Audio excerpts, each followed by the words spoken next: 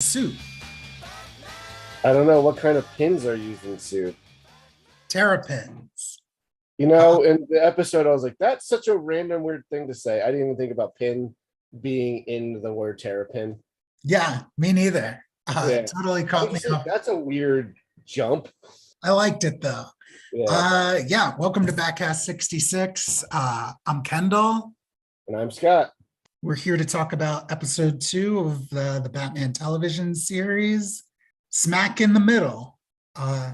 Continuing from last week's episode, Hi Diddle Riddle. Yeah, I keep wanting to say hey Riddle Diddle every time. When last we left our dynamic duo, Batman got drunk by accident, not his fault. I guess he was doped. He was drugged. He was doped, yes. Yeah, they call it the dope or whatever.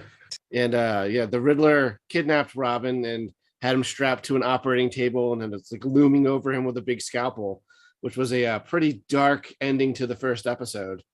Yeah, what did you think was going to happen to him? Not what happened to him is definitely not what I was thinking was going to happen. All right, well, let's get into today's episode, or rather today's episode for January 13th, 1966. Yeah, from almost 60 years ago. So yeah, I guess it's revealed right off the bat that he made some weird like mask out of Robin's head. His henchwoman Molly uses it and is disguised as Robin to like infiltrate the Batcave. This was a very bizarre turn. Yeah, at first we don't start that. We start, Batman's in the Batcave worrying and working, I guess, searching for Robin somehow with the Bat computers. We get a little tidbit of lore. Oh, that's true. Alfred calls and says that Miss Harriet is worried about Master Dick. And Batman says, oh, just say that we stayed at my uncle's house. Yeah, I do remember that. I don't know why I didn't write that down, but I remember thinking like, Batman's got aunts and uncles. Like, wouldn't they become his legal guardians as a kid? And maybe that's what happened. I guess we don't really know what happened in this world. You know what? You're right. I am assuming it's kind of just like the classic comic thing where like he grew up brooding with Alfred and then went off to train. That said, I do think eventually in the 66 comics, from the last couple of years, I do think they explored that element of Bruce Wayne's life. I don't remember them mentioning an aunt or I know Aunt Harriet's in it, but I don't remember them ever mentioning an uncle. Yeah, well, let's we'll get to that keep that in mind as we go forward. So yeah, after that, we do cut to the Riddler's lair. And listeners, please forgive me because I'm definitely going to call the Riddler the Joker. Yeah. Especially as we get toward the end of the episode where it's such a Joker scheme they have going on. But anyway, we get to the Riddler's lair. And yeah, like Scott says, they've made a mold of the face of Robin. Riddler has Robin call police headquarters to patch in Batman. It's here that he delivers what kind of pins are used in a soup riddle. And we have another one. You want to? Yeah. What was Joan of Arc made of? And this one kind of makes more sense if you see it like written, because they mean made like maiden, but she was the Maid of Orleans, which again, both of these were ones I did not get when I paused and tried to figure them out. Yeah, I didn't get them. But yeah, these riddles, they kind of get... They're very esoteric. Yeah, but Batman's able to put it together and I guess find out where the Riddler is going. Yeah, using terrapins in Orleans, I think it's another address. Yeah, it's the Turtle Mill at something Orleans. Yeah. So yeah. He's able to figure it out, and that's obviously the Riddler wants him to go there. Yeah, so that brings like a very weird dynamic to these riddles. Because I feel like as the Riddler was presented to us last week, he has this artistic convulsion to divulge his crimes through riddle. But here he's deliberately setting a trap for Batman. I mean, a trap's a type of crime. I mean, yeah, but it's just like, I guess if you wanted to read into this a little too seriously, it's like, oh, it's another twisted layer to the Riddler's personality. But I don't know. I guess you're right. There's yeah. no rules to crime. Yeah. There's rules to law. Now I guess it's also like his whole scheme is one giant riddle, and they're just riddles within riddles. He's like so weirdly steps ahead. I don't know. Maybe also Batman's a little crazy too, and like he sees a riddle and he has to solve it. Yeah, maybe. That's why Batman's definitely crazy. This is probably the least crazy version of him, though. But there's always going to be an element of insanity because he dresses up like as a bat to solve crime. Yeah, it's pretty wild. So anyway, yeah, as you said, Molly is now in disguise as Robin. So I wrote in my notes here, is Riddler some kind of sex creep?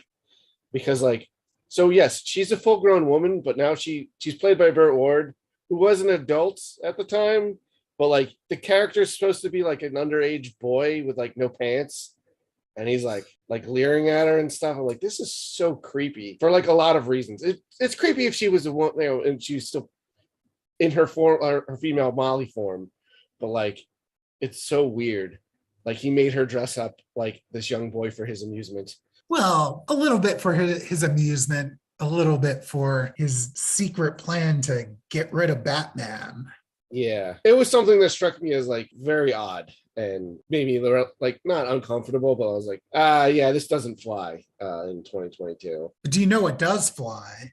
Well, I guess it doesn't fly, but it does a lot of other cool things. The Batmobile, we get to see some fun gadgets beyond its crazy alarm system from last week. What's a July fireworks show? Yeah, Molly activates a tracker in Robin's utility belt, and her and the Riddler go out for a little drive.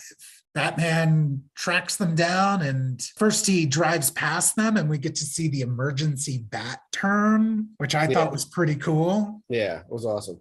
So my original thought when this scene was happening is thinking back to last week's episode where like it seems like Riddler's got a lawsuit for like assault and stuff against him.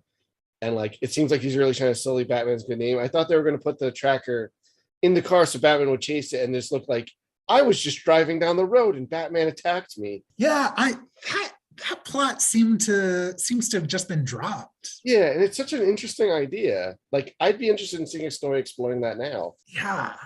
So after getting behind the Riddler's car, he shoots bat rays out of the headlights, which explode the car, but not before Riddler and Molly put on their crash helmets.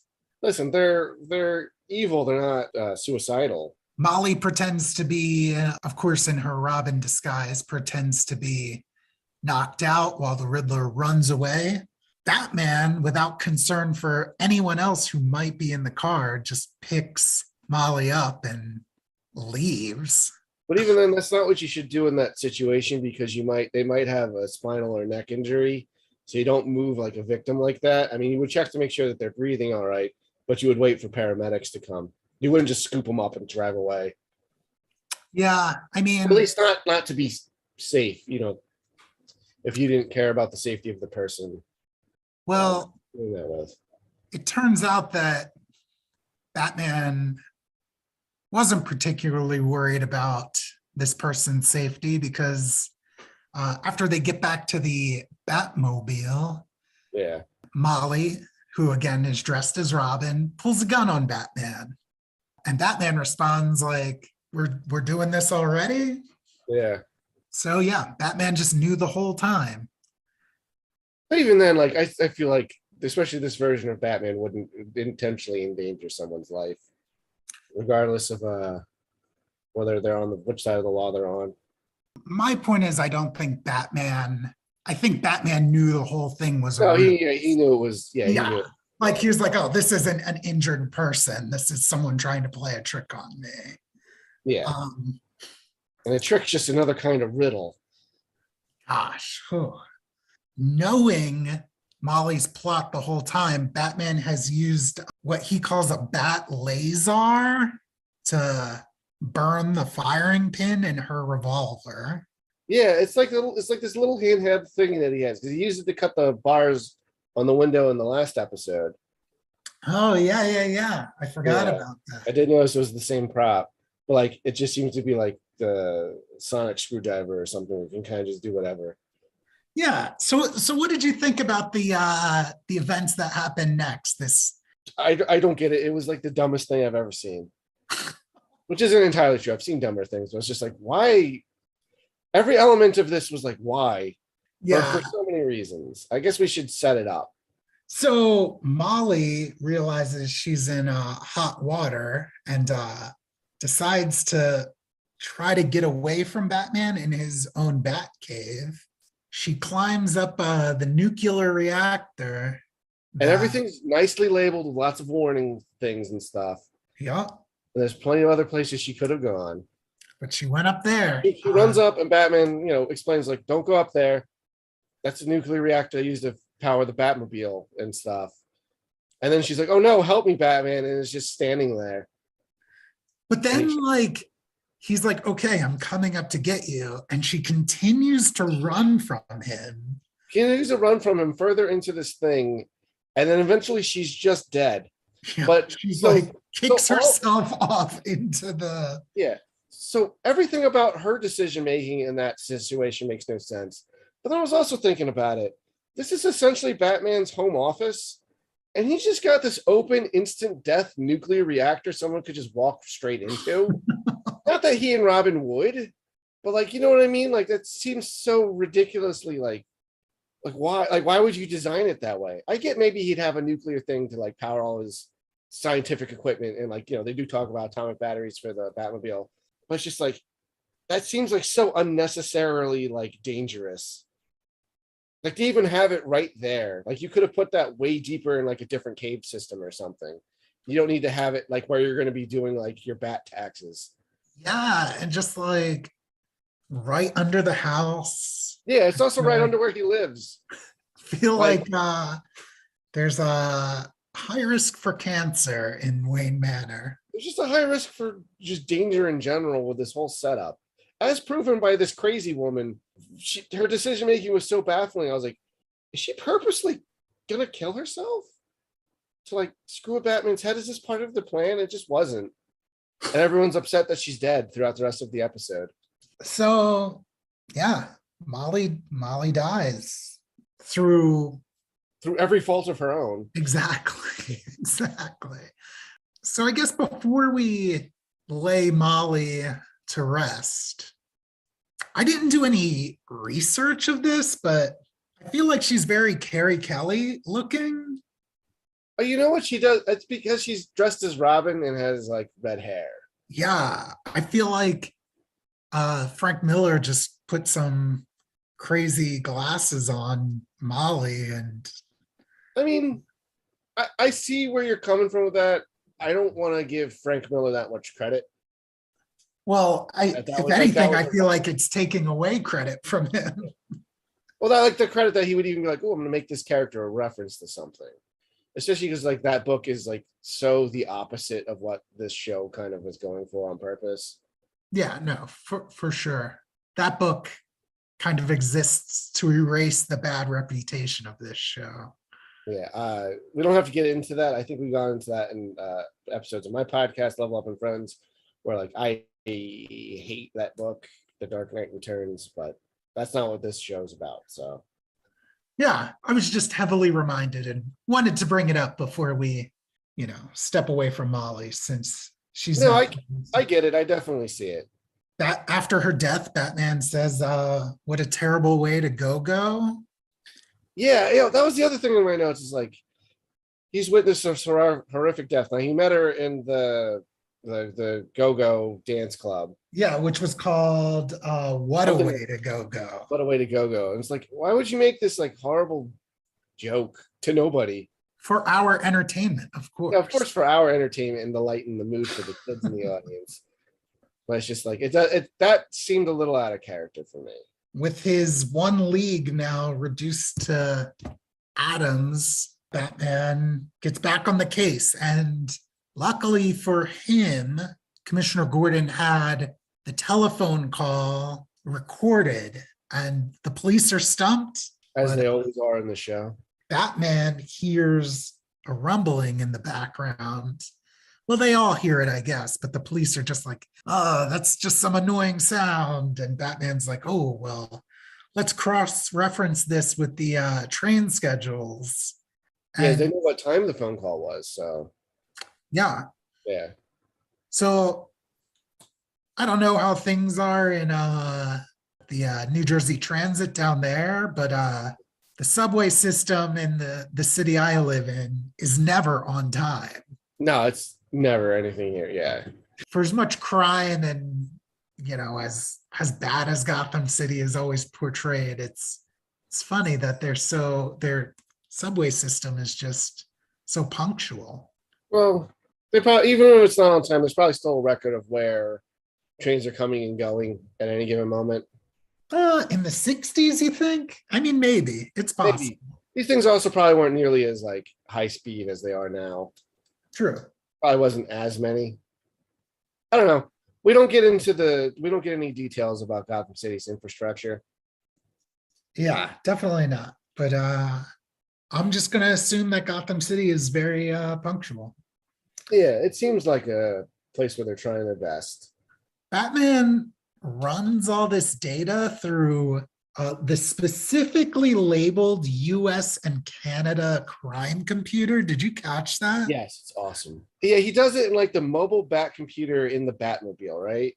Yeah, which is like through radio waves communicating with the bat caves. And which is pretty advanced for the time. And I was thinking about this specifically in this scene because Star Trek, which started in 66 as well, is like credited for kind of like inspiring and predicting a lot of future tech. I feel like this did too, because like, how is this different than like your cell phone now? Yeah. You know, like, I was like, that's kind of cool. Like, and with just a couple of tweaks, like this could sort of take place today. Yeah, for sure. I was like, I don't know. I just thought that was neat. That like it seemed probably pretty futuristic and outlandish at the time, but like with modern stuff, like, yeah, you could do stuff like this relatively easy. Yeah, I mean, I would love to be a fly on the wall in like the writer's room, or I'm sure there wasn't a room back then, but just like the prop to like who was coming up with this, and like, were they just like, spitting off the dome, or are they? Yeah, well, I gotta think that. So I gotta imagine, like when they have to come up with like the ideas for props, they probably to save money and stuff, they're going to reuse them multiple times.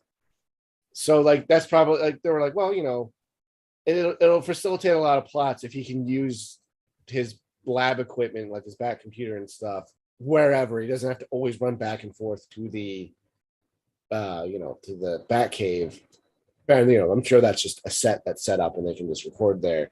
But like, it would facilitate a lot of like story convenience for future episodes. So I expect to see this pop up. Yeah, let's keep an eye out for it. Mm-hmm. Moving ahead, the Riddler is upset. He doesn't know where Molly is. He doesn't know what's going on. I love this scene. Robin is like laying very still. And the Riddler's just kind of talking to himself. He's like, oh, something must have gone awry. And then Robin just springs up and he's like, you're the one who's gone awry. It's great. Yeah. Yeah. Robin's a lot of fun in this show. Yeah. He's so cool. I mean, he's a huge nerd, but he's so cool. Yeah.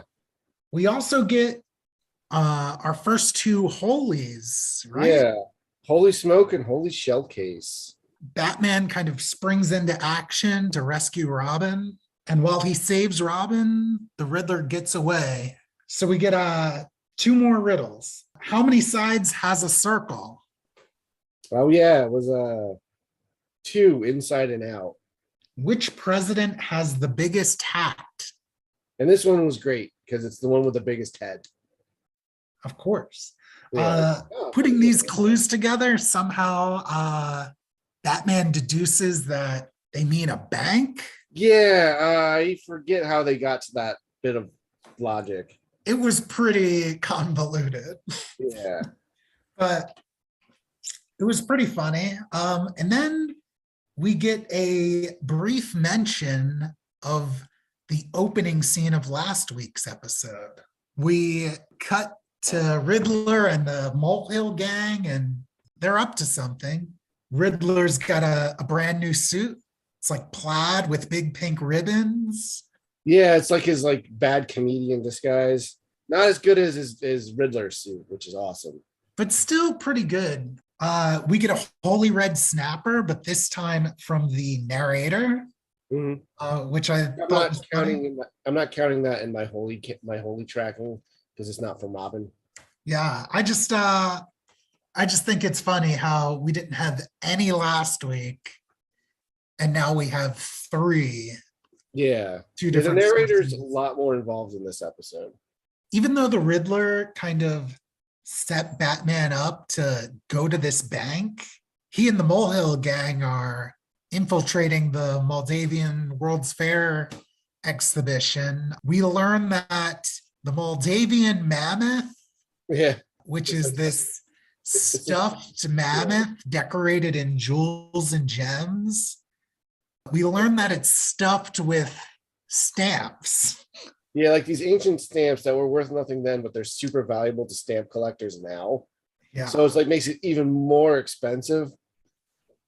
Yeah. So that's been the Riddler's plan this whole time, I guess. Yeah. Which makes the next thing that happens all the crazier. We have a very Joker-esque scheme here Yeah. where the Molehill gang is like pumping laughing gas into the building, and the Riddler, whose gas mask looks like an elephant face, kind of just emerges from the ventilation system and starts cracking jokes. And at first people are like, what the heck is this guy's deal? And then they're very quickly just okay with him being there. Yeah, well, as they start getting overwhelmed with the laughter of the laughing gas, even though that's not what laughing gas does. But super villainy science in this. So everyone passes out except for the Riddler and the Molehill gang. Yeah, well, their masks are gas masks. They've won. They've tricked Batman and Robin. They have their stamp stuffed mammoth. When all of a sudden, Yeah, this is the part I was referring to. That's like the craziest thing. yeah, from this priceless mammoth comes bursting Batman and Robin. They don't explain it because I have to assume they made like a false mammoth. I would think so. They had to have made that pretty quick. Otherwise, they just destroyed this priceless international artifact, creating like a diplomatic crisis. Which is what they said they were attempting to prevent. Yeah. Yeah. Them just busting out of it was the craziest thing. I expected maybe like coming from the sides of the room or something. Yeah. I was pleasantly surprised though that they burst out from it. Oh, it was a great, hilarious moment. And then I think Robin gives Riddler a riddle here, and I thought this was probably the most badass thing. Go for it. Possibly happened. He asked, and when's a donkey spelled with one letter? When it's you. And I was like, damn, that's a good insult. Yeah, that is a pretty good one. Yeah. And then they fight each other. And as we do this podcast, I'm keeping track of all the onomatopoeias that come up. And I want to see which are the most common ones. So in order, we got crunch with a K, zlonk, clonk, bam, kapow, ouch, which isn't really an onomatopoeia, it's just something someone would say. Wham, zap, kapow again, irk with 4 Ks, zock, biff, and z whap. So like zwap. A lot of these don't even make sense for like sounds. But they're still great. I love the fight scenes in this show. Oh, they're great. That's why I want to keep track of this stuff. Yeah. Because I'm kind of curious, because I know a lot of them are really weird, like zizwap and irk. I kind of love that though. And like the only time I've ever known the word biff to be in a thing is from Back to the Future. Yeah, I'm curious what the common ones are going to be. Well, this one already got a repeat in it already. So you used cow twice. All right. What, are you going to keep like a running tally then? Yeah, I'm going to have a Google Doc sheet where I'll keep track of what ones are said in which episodes. I'll put a total at the end of each season and see where we're at, and then I can do one at the end of the series. And I'm going to also keep track of all of the different holy things Robin says, because that might be a thing he does more and more as the show goes on. Because like I said last week, I was surprised I didn't hear any of them. I imagine it's going to become a more regular. Yeah, I'm just curious. We're big nerds for doing a discussion podcast on a show from 60 years ago, and like I want to keep data on like the dumb things that happen in it. Yeah, I'm all about it. Totally. Yeah. So yeah, knowing that he's lost, the Riddler abandons the Molehill Gang and escapes down a hole that they previously blew in the floor. Batman gives chase, and in their battle, Joker shoots a hole in one of the laughing gas canisters. Oh yeah, and in this fight, we get another appearance of like Batman's little like flash bombs that he throws. Yeah. I wonder if that's going to just be a thing. Yeah, I think that's just going to be a thing he uses because it's a relatively simple effect. Yeah, I'm into it. But Batman warns that the laughing gas, should it ignite, will cause a major explosion. Yeah. And that's exactly what happens. The gas goes up and Riddler is nowhere to be seen. Yeah, I think they think that maybe he might have perished in that, but Batman's not so sure. And then, us being from the future, we know Riddler will return. Yeah. But I did find it interesting. So, Batman and Robin have saved the day, and at least they arrested the Molehill Gang. Yeah, thank goodness they're off the streets. I was gonna say, yeah, I'm glad they're off the streets. Yeah. So back at Wayne Manor, Bruce and Dick are just going over the outcome of their battle, and Dick seems a little. He kind of equates whether the Riddler is dead or alive with whether they succeeded or failed, which seems a little wild to me. Yeah. It's like, we didn't, I guess, at the end of the day, they didn't bring him to justice, but it's not like they were setting out to murder him. Yeah. It's just like, oh, well, if he survived, that means we failed. You saved the woolly mammoth. So. And he brought a bunch of criminals, into the legal system. Yeah. Bruce has his regrets about not being able to save Molly, but whatever. They'll get over it by next week. I think they're over it now. Like as soon as he's done reminiscing about her. But they also mentioned that they got an update about their lawsuit, and it got thrown out because Riddler failed to show up in court. Oh yeah, that's right. Thank goodness for that. That's all that amounted to. Yeah, and like if the Riddler was smarter, he just would have dealt with that. Yeah, just like he had Batman right where he wanted him. Yeah, he's gonna have to reveal his secret identity. Yeah, he should have just been like, okay, I'm just gonna wait until this happens. Yeah, I think that would have been the right move to do, and I think that would have been interesting. Yeah, especially because it seems like the court date wasn't far off at all. Yeah. Just had all these unforced errors to have this really bizarre plan. Like, what was Molly supposed to do? I think she was just supposed to kill Batman. Or I guess at least that was a chance to keep him distracted enough that maybe they could have done the woolly mammoth thing without having to do the bank trickery thing. Yeah, I don't know. So overall, I think this is a decent start to the show.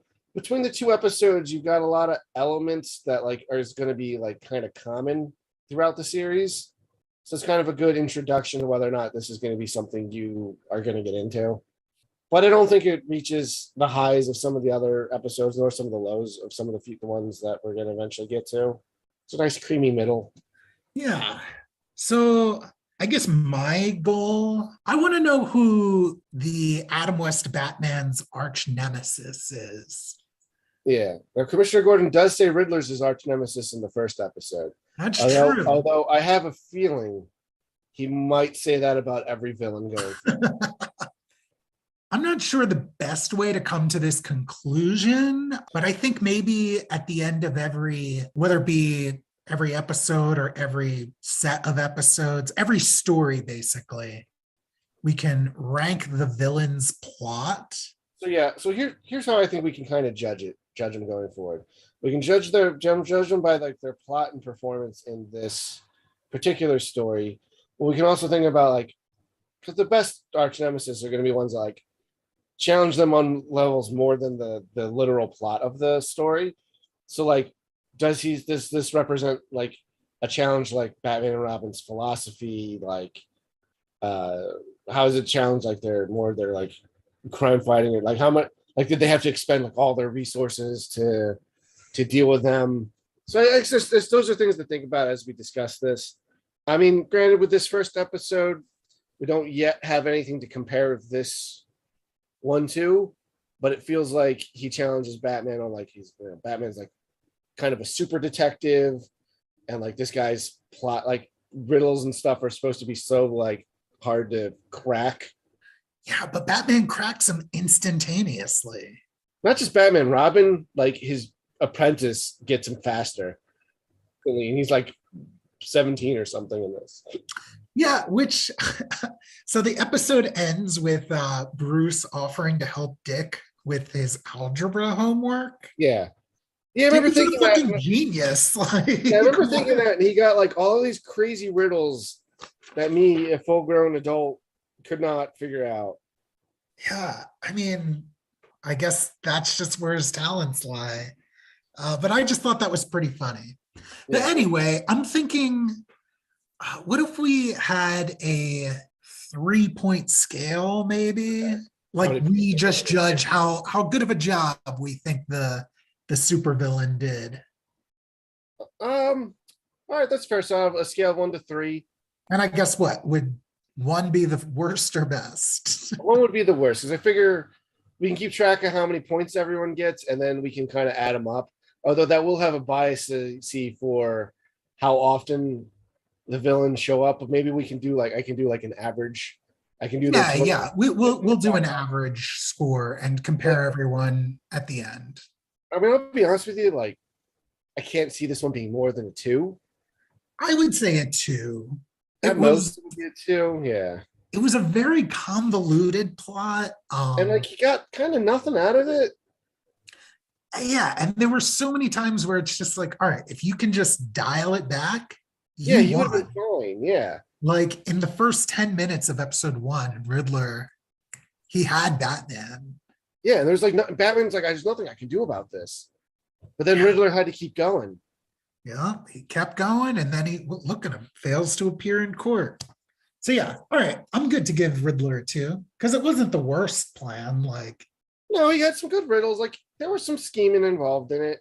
He had a bunch of dudes working for him, like, but like, yeah, it his Molly died, so like, yeah, not everything wasn't super airtight. Not that I expect a lot of these to be that airtight, but yeah, I think I'm comfortable with a 2 if we want to do it that way.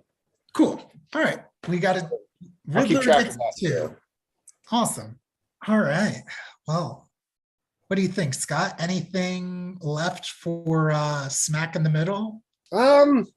Yeah, no, I think I left it all on the table there. We left it all on the field. I am excited for the next episode because, I guess we should also talk a little bit about Frank Gorshin and this version of the Riddler in general.